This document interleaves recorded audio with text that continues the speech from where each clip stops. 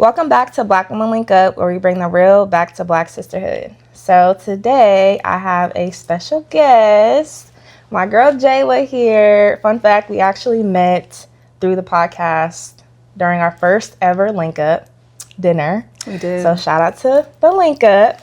We're going to do a fit check first. So where we explain our fits, where it's from. So you want to go first? Yeah, so I can go first. It's one of my power suits. I have a couple of power suits I wear at work, just like a bright color, something fun and comfortable. But actually, this is from Shein. Shein. I don't know, everybody says it different ways. I haven't ordered from Shein in years, but this is actually a gift that someone got me. And I was like, this is a nice little Shein suit. The color is fire. I know. One of my favorites. And then this is also, I think this is from Fashion Nova. I love Fashion Nova. I'm never going to give it up. Same. Fashion. Say what you want, but it just doesn't miss. Yeah. So yes. Okay. My outfit, I'm wearing a blazer that was thrifted. Very cute. My top, it's a little wife beater from Cash Monarchy. It's actually a dress. It's a tank dress. See? But it's way too short. So I turned it into a little tank top situation. Period. And then my jeans are from Target. These are my favorite jeans because they're high-waisted. They make the booty look good. And yeah. Yeah. Okay, so we're going to do an icebreaker. I'm ready. So our icebreaker question, it's actually funny. So the theme today is being a Black woman in high places. That's why we dress, very corporate style, very office-like.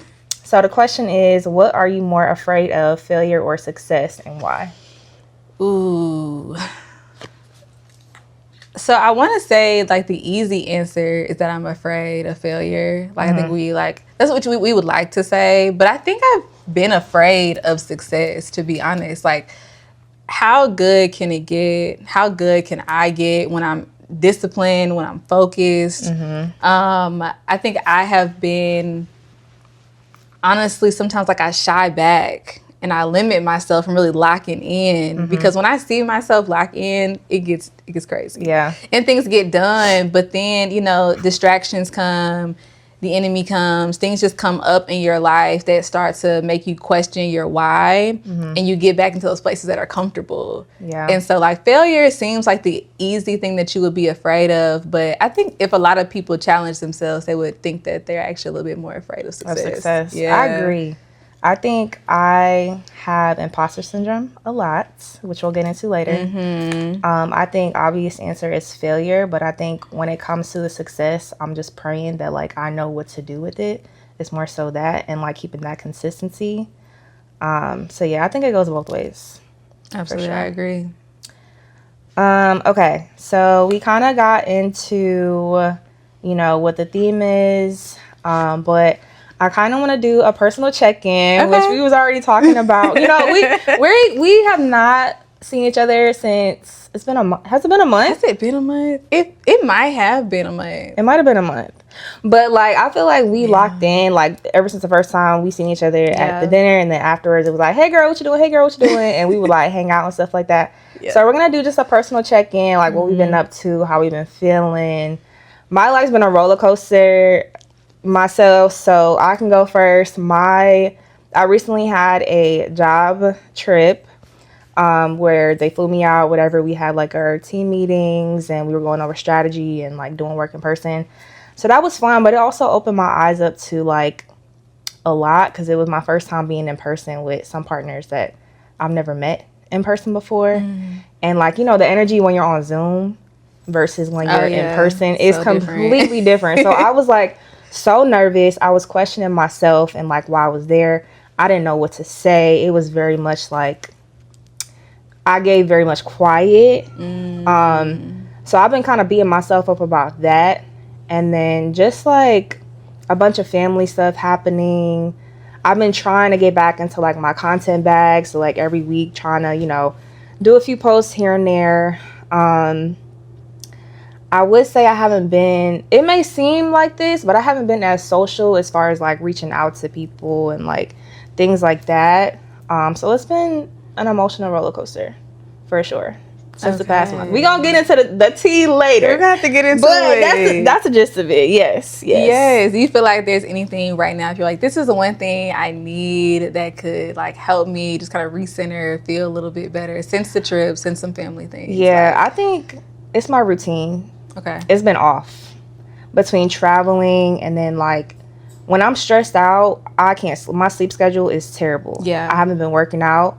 So I think just like reestablishing that routine will help me out a lot. Like even this morning, I woke up feeling great, feeling good, like made breakfast, did my whole 9, whatever. And I was like, wow, if only I can keep this up every single day, I would be Listen. I'd be a superstar. But yeah, definitely my routine. Getting back to it. Fair enough. Well, yeah, we're definitely going to get into this and talk some more and kind of break some things down. We definitely need to. But, yeah, I would say right now I'm pretty good. Work has been busy, and it's just been a lot of things going on at work. So we're going to talk about some of these things today because some of them are work itself, and then the work environment has its own challenges. And then right now, like I've been always like the relationship with God is always a growing evolution and journey, but you know, it comes in stages. I feel like right now I'm just in like a stage where I'm like, okay, God, it's me and you. So I'm really focusing in and locking in on that. And you know, like that is such a rewarding time, but it's so difficult in the moment. So we'll check in. I have a friend that I was recently talking to him about baptism, and I told him, because I've never been baptized. Okay. And I told him, I was like, I want to get baptized, but I always felt like I had to get my relationship with God right first. I had that mindset, and he told me, like, it doesn't get better once you get baptized. It actually gets worse. Like, the test you're facing now is, like, 10 times worse once you get baptized. So it kind of, like, it made me rethink, like, okay, it doesn't matter what journey you're on right now, what chapter you're in right now. Like, what matters is that you have that relationship with God, no matter how ugly or how pretty it is. Absolutely. The fact that you have it is, like, the power within itself. So. I agree with that. Yes. Okay. So, I don't want to go, like, I hate using the outline, honestly. I made it because formalities. But I guess for formality, what does it mean to make it to the table as a Black woman? I think that looks so different for so many people. Of like, I think it depends on how you measure success and when you feel like you've made it, essentially. Some people know, like, okay, if I get here or if I make this certain amount of money, I feel like I've made it. And now I'm sitting at the table. Or now, like, I feel like I'm on an equal playing field with my peers that don't look like me. I feel like I'm really just getting started, to be honest with you. Like, if life was a staircase, I feel like I'm at step number 3. Like, I feel like I'm really, really just getting started. But I think that that's the, like, pros and cons of career chasing and chasing success, because you're always going to feel like that, because the mountain just gets bigger and bigger. And you kind of forget sometimes to look back and be like, you know, I done did a lot to get here. But do you want to give a background on, like, your profession? I feel like we should have did that first. Yeah, we should have did, like, a background. Sorry, we're friends. Do you want to introduce yourself? You know, give a... Hey, my name is Jayla. My bad, y'all. My name is Jayla. I'm originally from Memphis, Tennessee. Okay. And I am an attorney. I actually just became licensed this year. Thank you. Yes. I went to Southern University Law Center in Baton Rouge, Louisiana, and I moved to Columbus, Ohio for work in my first position as an attorney. I do civil litigation for a law firm here in the city. So that's just a little bit about how we got here. Talking about climate, like people don't even know what ladder we talking about. Right. We know. They don't know. Yeah. So I'm a lawyer by trade, but I just look at my life as so much more than that. Like, this is what I planned to do, what I went to school for, but I don't even know how long, like, I'm gonna, you know, practice law. Like, I look at my life as just an evolution of growth and being a person that I really like and I'm proud of, and maybe I'll be practicing law, maybe I'll be doing something else. So yeah, that's just where we at right now. Yeah. I think, to get back to what you said about, like, looking back and, like, how I brought up imposter syndrome, I have really, really, really, really, really bad imposter syndrome. Okay. Like real bad. Okay. And quick story, I remember the first, because my background is in retail. I went to school for fashion merchandising. I don't know if you knew this, but my very first job was a visual merchandiser in a Target store. And I remember I was like, I'm tired of retail. I worked retail since I was 15 and a half, since I was able to work. And I remember I applied for this job behind my manager's back because I was just so ambitious. There's a way that you have to like go about things in retail, especially with corporate. Mm-hmm. Like you're supposed to get approval and all that. I skipped that. It was too much going on. We had a plan. It wasn't consistent. So I was like, I'm going to just do it, whatever. Okay. So I applied for the job that I have now. And I remember getting the call and I dropped to the floor and was like just crying in tears. I didn't think I was going to get it, for one. Because I was like, I have a retail background. Like, that's all I know. Okay. And the position is like, I don't even, like, somebody that I've obviously learned a lot now, but I almost feel like I wasn't qualified for the position, if I'm being honest. So just that in itself, I feel like that's kind of where I've been, is like questioning, like, okay, I want to go for this position next or that position, but am I qualified? And I don't really take the time to like look back and say, okay, girl, you've done that. You've like the amount of fire drills, the amount of impact you've had on this company, like you are more than capable. And it really does take those reflection moments of like, you don't have all the tools right now, but that's why training is a thing, and that's why like you have peers and mentors. But yeah, I'm trying to get out of that. And I try not to, I feel like as a Black woman, when we do our big one, or when we like do, you know, I don't know if the word is like celebrate yourselves, or we like talk about ourselves and our accomplishments, we come off as like boastful to a lot of people. So I think that's also a part of it, is trying not to be too boastful. That's fair. I mean, there's obviously a balance, but it's like I do get to celebrate myself and talk about myself because I've been through the work and the hardships that it took to get here. So no, that's real. And I feel like that's really transparent, and I think it's important to share that and not always act like yep, I'm doing this, or I got it all together. Like, I feel like it's really important to look back and be like, I really just be winging it, or I really didn't think that I deserved this, or that I wasn't qualified, or I wasn't ready for this position. So do you still feel that way now? Like, do you feel... No, absolutely not. Okay. I think I've been in my position now for 3 years. Ace. For 3 years now. And I'm now at a point where I even told my manager this. I said, I'm ready to do more. I'm ready to be in like a leadership role. I'm ready to influence others, whether it's mentorship or like, you know, management level, whatever the case may be. So it's gotten better, but it's still like, even when I do apply to jobs, like I've applied for jobs and been turned down already, like this year, however many, in the 7 months. So I feel like when I do get turned down, it's like okay, maybe you're not ready. Like I kind of have that in the back of my mind. That doesn't mean that I stop trying to apply, but you know, I feel like I still have that inkling of like questioning myself for the next level, not where I'm at now, but like for what's next. And I think some of it is healthy. Like you want to always feel like, okay, like some level of anxiety about like what's next in your life, but you also want to feel a level of confidence in yourself and what you have put forth. And I think one thing I've really stuck with, especially since like now starting my career at this firm, is like I'm not lucky to be here. Like I tell myself that constantly. I tell that to summer associates or people that I meet at other firms or law students. Like you really have to remind yourself like you have put in the work and you're not lucky.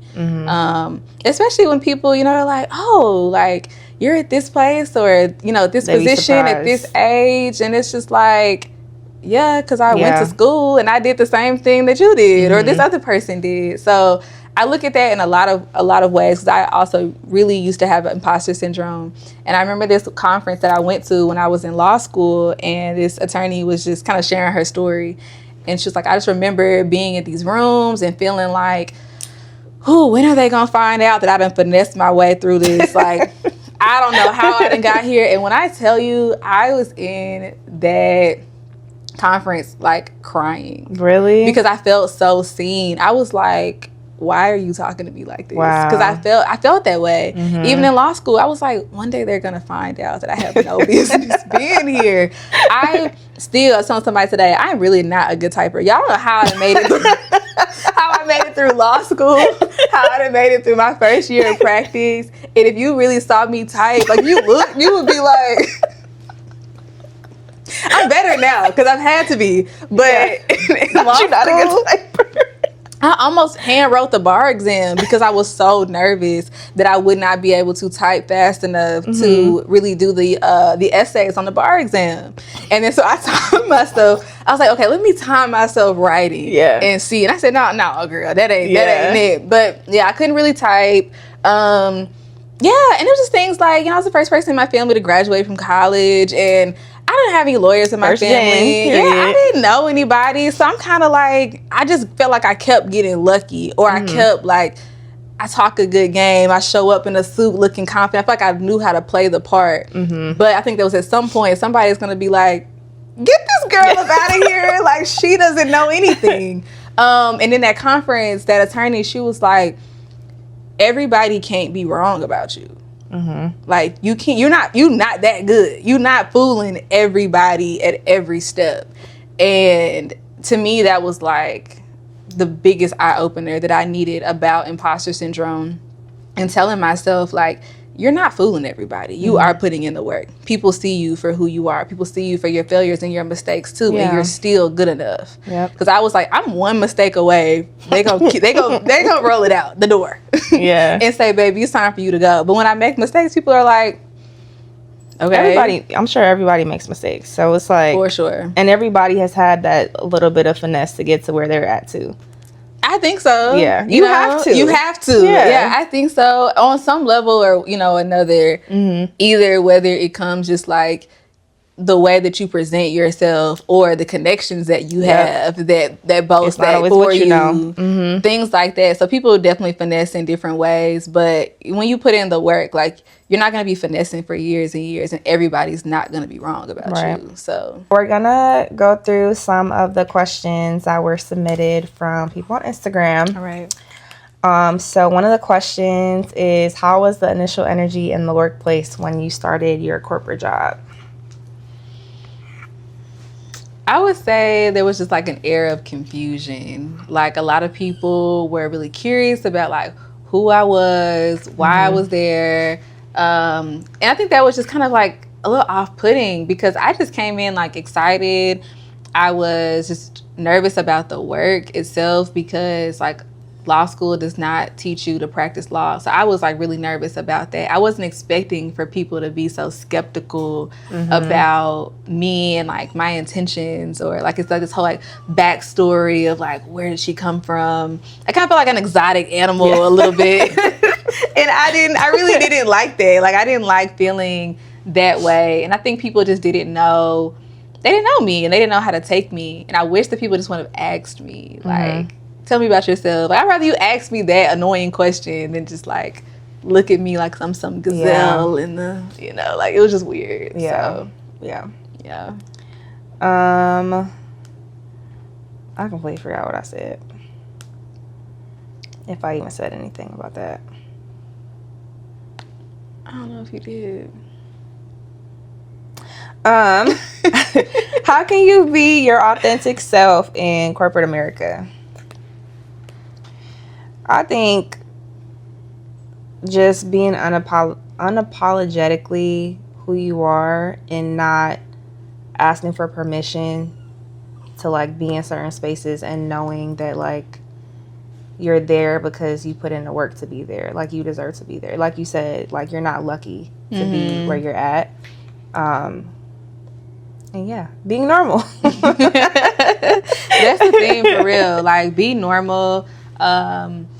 Be kind to people. Like, that's so underrated. Like, really be kind to people. I think that makes a really big difference. But I think you do just have to, the same person that you are with your friends, with your family, like outside, like be that person. Yeah.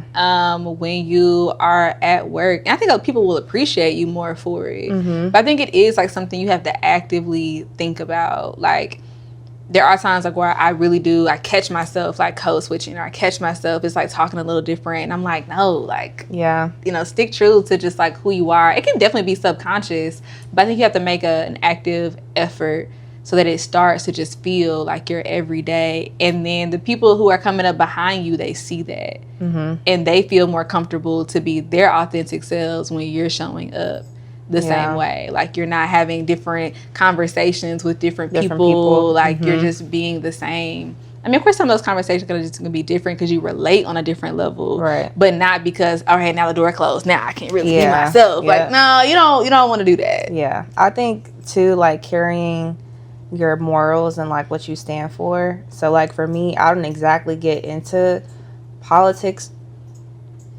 and things like that, but I do, you know, acknowledge that I am Christian, like I am spiritual. Like we have different faith-led groups every week that I've been introduced to because I spoke up about my religion. So it definitely opens up a lot of other opportunities in the workplace, just, you know, showing up as who you are at home, like you said. That's a good one. The religion one is really good too, because people, you do feel like you kind of want to shy back from that, and you'll find like a lot of people are more religious than they show at work. Yep. Yes, that's really important. Yep.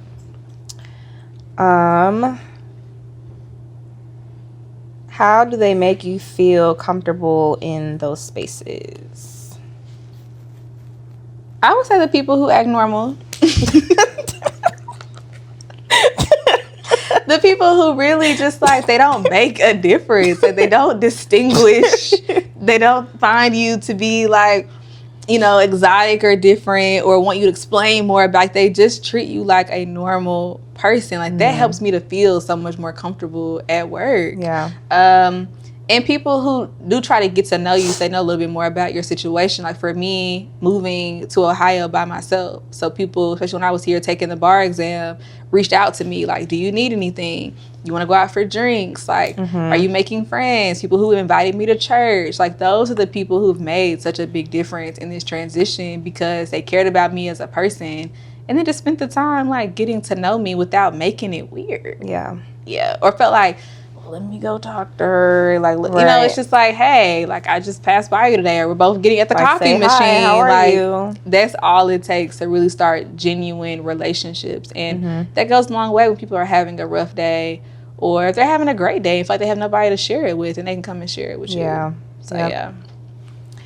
This says, white people and black people topics are so different. I feel bad that I can only talk about Trader Joe's with them. First of all, Trader Joe's is not that interesting, y'all. Like, we have got to get off the Trader Joe's I don't care for Trader Joe's. It's not that interesting. Like, the only good thing about Trader Joe's is, like, the unique little frozen stuff that they be having. And the people that I worked with don't talk about Trader Joe's. But, I mean, I get it. I get it. It's those very kind of just, like, cookie-cutter conversations.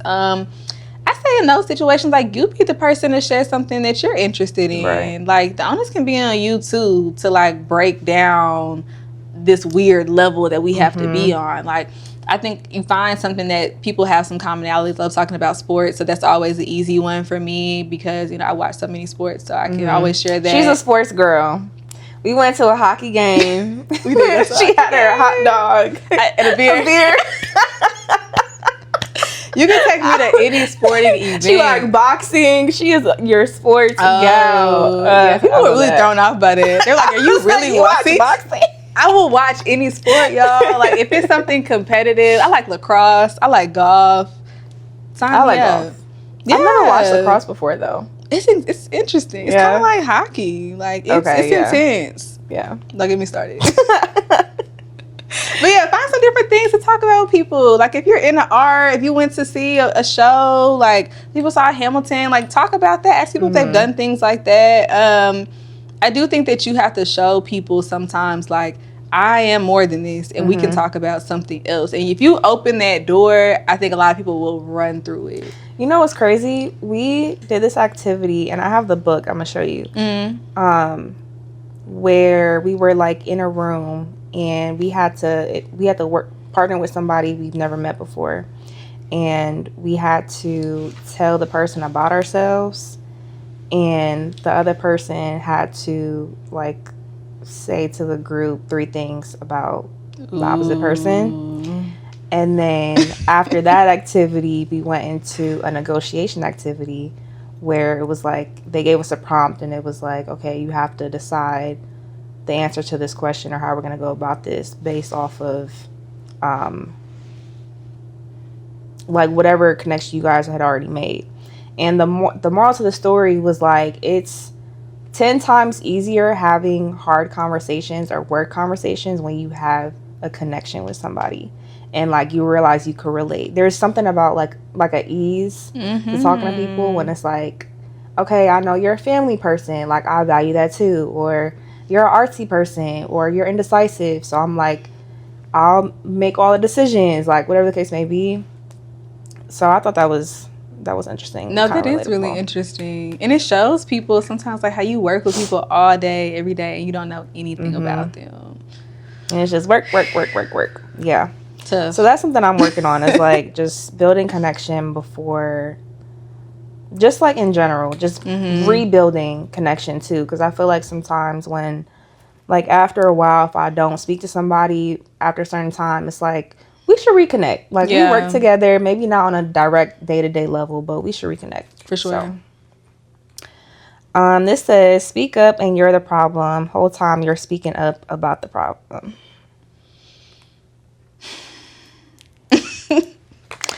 Yeah. See? And I think that's really is tough, especially when you're trying to like set and establish boundaries and trying to tell people like, I don't like the way you did this, or I don't like the way you said this, or, you know, you said this and I would have appreciated something different. People can really be taken aback. I think especially like as a Black woman, because then now you are getting that like the narrative, that label of like, oh, she's so unapproachable, or she's confrontational, or, you know, she's mean. It's like, no, you said something. Let's stay focused. Yeah. You said something I didn't like. Yep. And you're not going to make me the bad guy for speaking up for myself about it.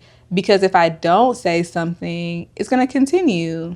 And I really do try to nip things in the bud like as soon as they happen. I am confrontational, but it's just because I'd rather have the conversation. Let's just get it out. And I don't want this to be a thing where it's a pattern behavior and now I got to go to a higher up, or now I got to go to HR. Like I really like to meet the person where they are and say like, this is where you kind of had me a little messed up, you know, or like you said something that I didn't appreciate, or you addressed something in a public space I think it could have been addressed in private.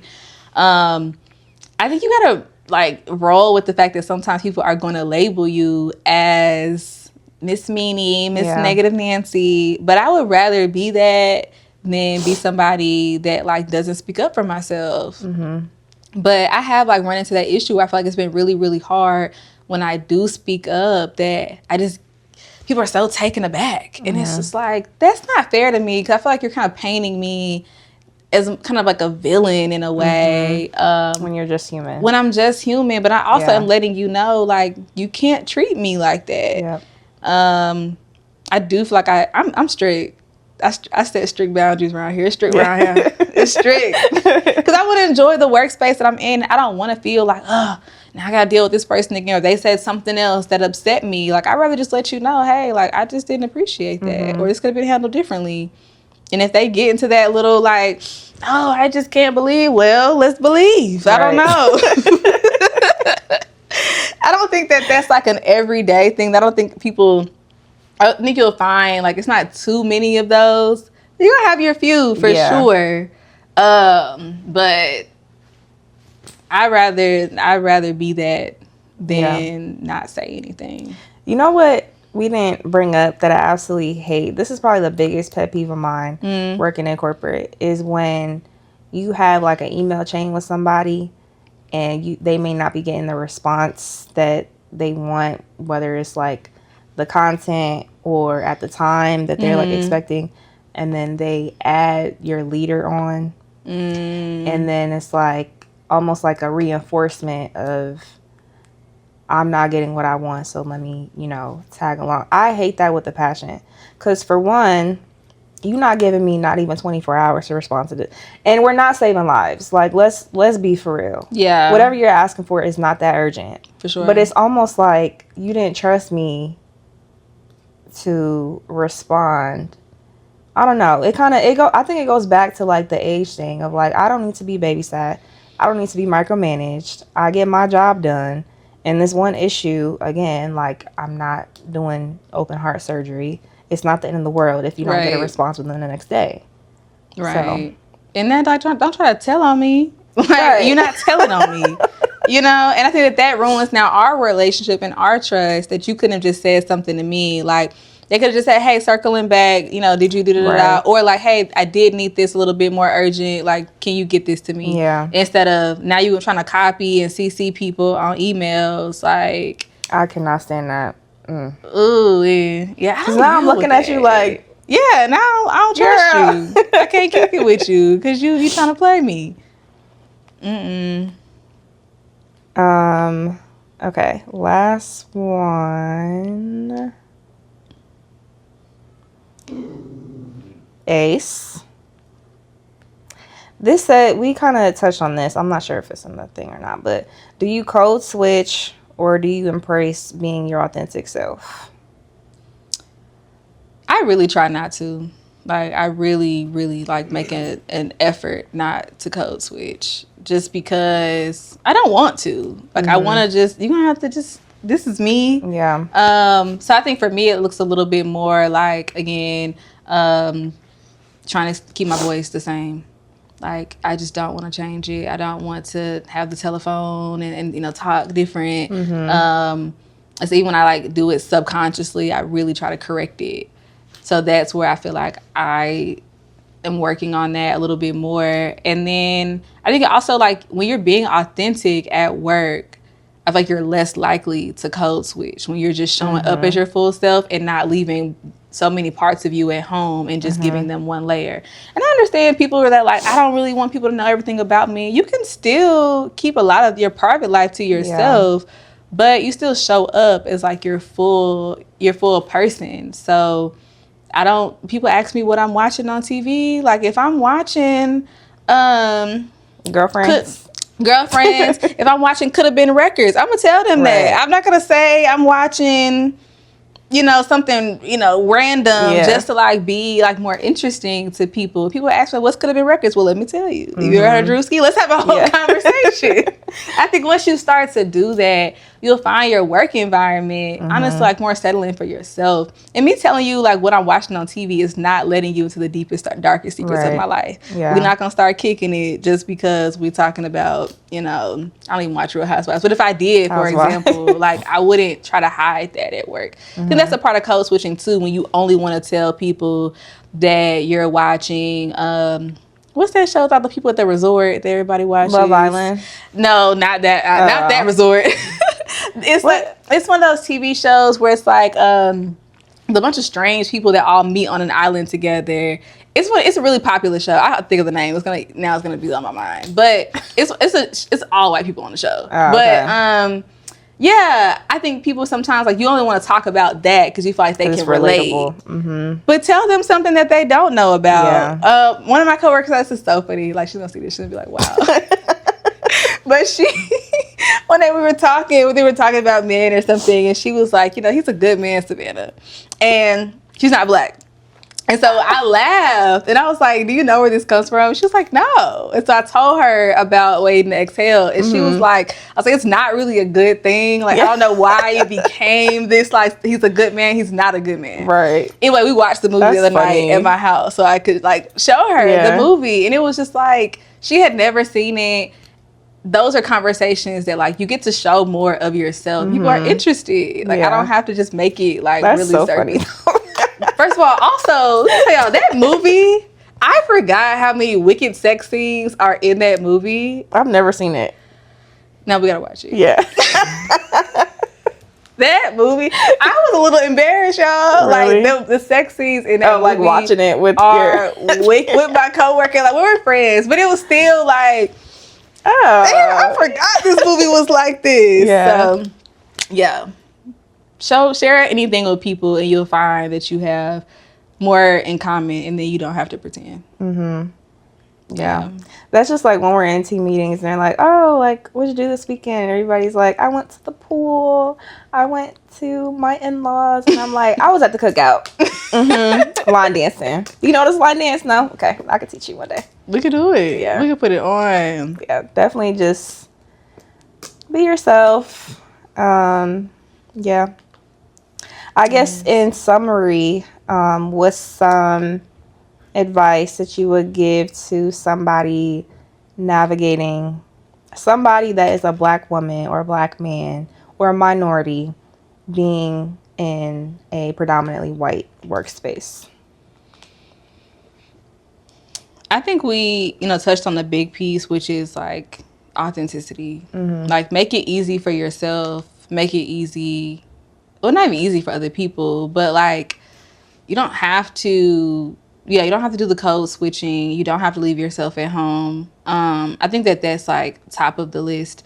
And then, going back to what I said at the beginning, like you're not lucky to be here. Like you have to keep telling yourself that, because I think that it does allow you then to like put your shoulders back and walk into spaces feeling more confident about the journey that is taking you to get to where you are. Like don't forget about that. Like I have to remind myself, like you done been through a lot to get here. And I think you have to try to find work that you enjoy on some level. Like, what is it about this that is interesting to me? Like, for me, I feel like I'm thriving when I'm being challenged and I'm learning something new. I get really, really bored if I'm just doing the same mundane task. Yeah. So, because you spend so much time at work, like, you want to find something that fuels you and stimulates you. Otherwise, like, you're not going to have a good time. Yeah. And then I think try to seek people out that you enjoy working with, people who support you, people who will speak up on your behalf when you're not in those rooms. Like that can give you some ease when you have people that are like really, really like buying into allyship and understand the importance of that, so that when opportunities come up, they're going to speak your name. Yeah. Or people will check in on you when, you're maybe not having a good week. So you got to have some layers of some support. Otherwise, you're going to feel like you're by yourself and you're not going to stay. Yeah. So, and then you take those connections with you no matter where you go. Everything doesn't have to be permanent. It can be temporary, and that's okay. I think those are my big takeaways. You took the words out of my mouth. Yeah, definitely authenticity, and setting healthy boundaries. I feel like we kind of touched on too. But yeah, and be normal. That's the theme of this podcast. Can't stress be normal. Be normal. Well, thank you. Thank for you coming on the podcast. This is our first podcast. You did so good, y'all. Thank you. Go ahead and shout out your Instagram. Okay, yeah. So my Instagram is _Memphis Monroe. It's Memphis around here. So you can just follow me on Instagram. I'm also on LinkedIn. I love to connect, talk with people about anything, especially like if you're interested in law school or you're starting your legal career. Definitely connect with me, Jayla Sims, on LinkedIn. And yeah. Period. Thank you for having me. No problem. I'm Bree. I'm Jayla. And this is Black Women Link Up. Bye.